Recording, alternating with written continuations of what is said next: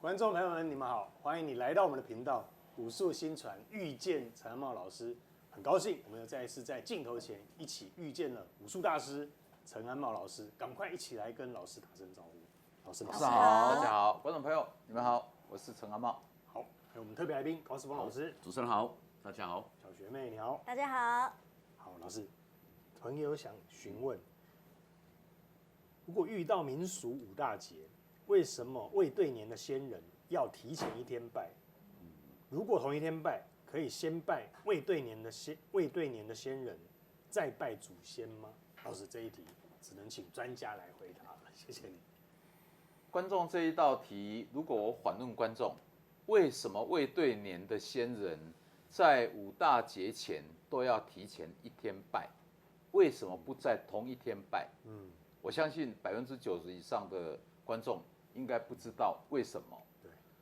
那如果要严谨的来推演的话，都是以孝思为主体。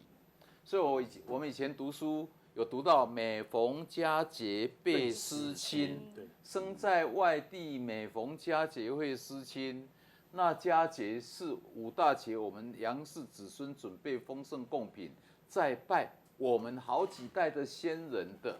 然后那个时候是不是要用很喜悦的心情去迎接我们的先人来？是。但是我们的父或母，他如果在百岁年老，到还没有对年之前，还没有合炉之前，如果我们在同一天拜，你看我们以前的古人讲守孝要3年，现在都已经没有到这么长，时代在变，所以现在都以1年为主体。所以守孝1年，既然还没有到对年的时候，都代表我们心都是有那种哀伤哀戚的感觉。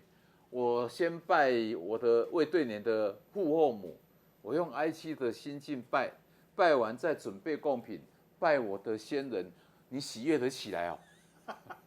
先哭再笑的意思。先2小时哭一哭，2小时以后开始要强颜欢笑。所以以前为什么设这样子的礼节？未对年之前要在节前先拜，然后节的那一天再拜我们的先人。分开。那我再反问一题：为什么要在节前拜？为什么要在节前？因为节是欢喜欢迎的嘛。那前一天对年这个伤心的先告一段落，然后隔天才可以开心，是这样对吗？那不拜可以吗？不拜可以吗？不拜对年的这个。对啊，不行啊。为什么不行？要完整的一整年。我为何会反问？我用观众的角度，我都反问老师你，那我不用拜啊，我等到对年合炉以后再一起拜就好了。这叫做我们都知道年节都要拜过往的先人，我们的这个先人都已经死了，只是还没有合炉而已。对，我怎么可能不拜他？那要拜他又不可以在同一天，所以就是因为这样的道理，不能不拜，因为他也是死去的人，是另外一个世界的人，节到的时候都是他们的日子，不能不拜。所以就是因为这样的关系，不能不拜，又不能够当天拜，才有所谓的提前一天拜。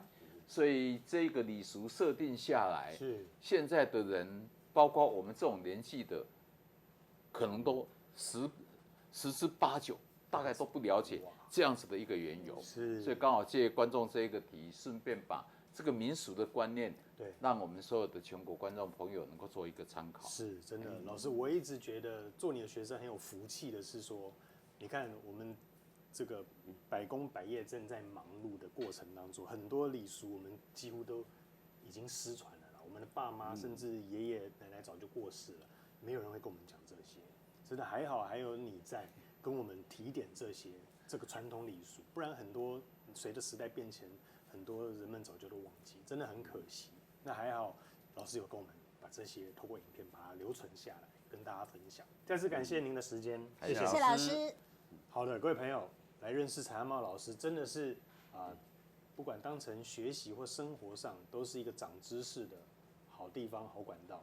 那如果可以的话，透过影片分享，很简单，转传出去，让更多你身边周围的朋友一起来认识陈安茂老师。订阅、按赞、开启小铃铛，我们们下一次影片见，下次见，拜拜。拜拜拜